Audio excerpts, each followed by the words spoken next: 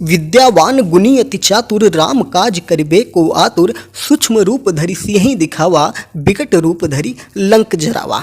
जय हिंद, नमस्कार। मैं मोहन पाठक और आप देख रहे हैं Indian society by Mohan Pathak sir के साथ। तो चलिए साथियों, बात कर रहे हैं कि हनुमान जी की बात आज क्यों आ रही है। तो बेंगलुरु में हो रहा था भारत का एयर शो, और उस एयर शो में एक विमान था। क्या था? एक विमान था जिसका नाम क्या था?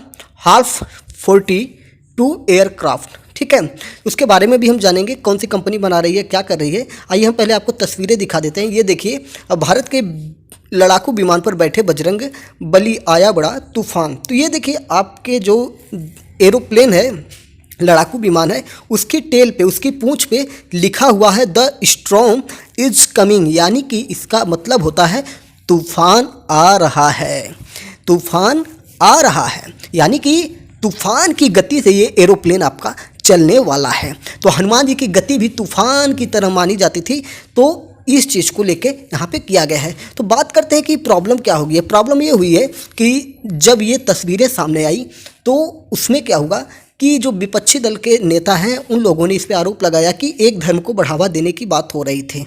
तो ये सारी चीज़ें जब सामने आई, तो जब एयर शो स्टार्ट हुआ तो उसमें ये तस्वीरें गायब हो गई थी। क्या हुई थी? ये हनुमान जी का जो स्टिकर था ये गायब हो गया था हाल्फ 42 के ऊपर से। लेकिन आज अचानक से क्या हुआ? आज अचानक से क्या हुआ? ये तस्वीरें फिर से आ गई। सुपरसोनिक विमान, यानी कि जो दैनिक भास्कर है उसकी रिपोर्ट आप देख सकते हैं। सुपरसोनिक विमान पर फिर लौटे हनुमान जी। हाल ने 2 दिन पहले हटाया था, बेंगलुरु में एयर शो में दिखाया गया था। तो बात करते हैं हाल्फ के बारे में।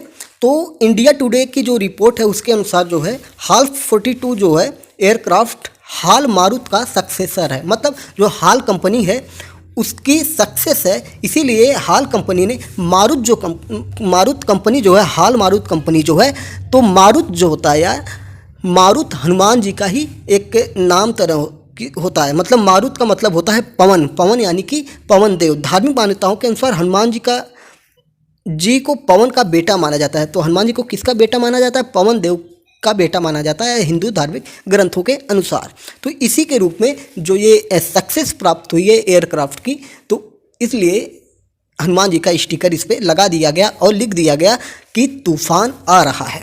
तो ये तस्वीर हटा क्यों ली गई? मैंने बताया कि जब विरोध होने लगा तो हटा ली गई थी, लेकिन अचानक से फिर आखिरी दिन आपका ये वापस आ गया। इस विमान के बारे में अगर हम जानेंगे तो इसका जो उद्घाटन हुआ था, एशिया के सबसे बड़े एरो शो एरो इंडिया 2023 का उद्घाटन बेंगलुरु में हुआ था, और इसे 13 फरवरी को प्रधानमंत्री नरेंद्र मोदी के द्वारा किया गया था।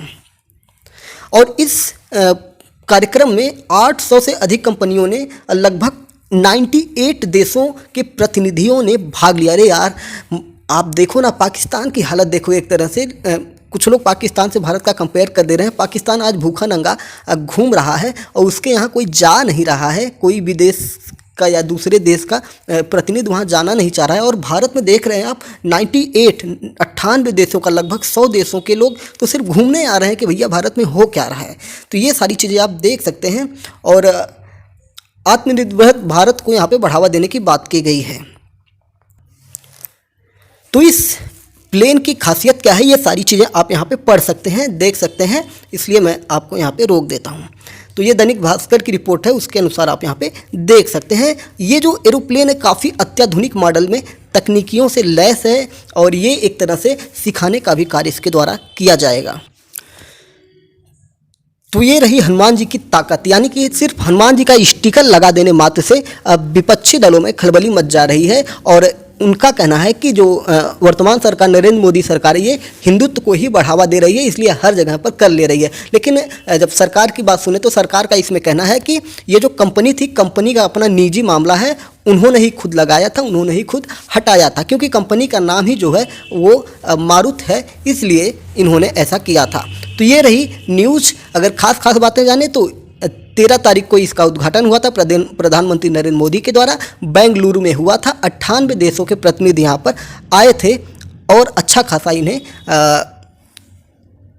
बजट दे के चले गए। तो चलिए इसी प्रकार की ढेर सारी खबरों के लिए आप हमसे जुड़े रहिए इंडियन सोसाइटी के साथ। जय हिंद, नमस्कार, भारत माता की जय। हाँ, अगर चैनल पर नए हो तो सब्सक्राइब कर लीजिए, जिससे कि आपको ये सारी जानकारियाँ प्राप्त होती रहें।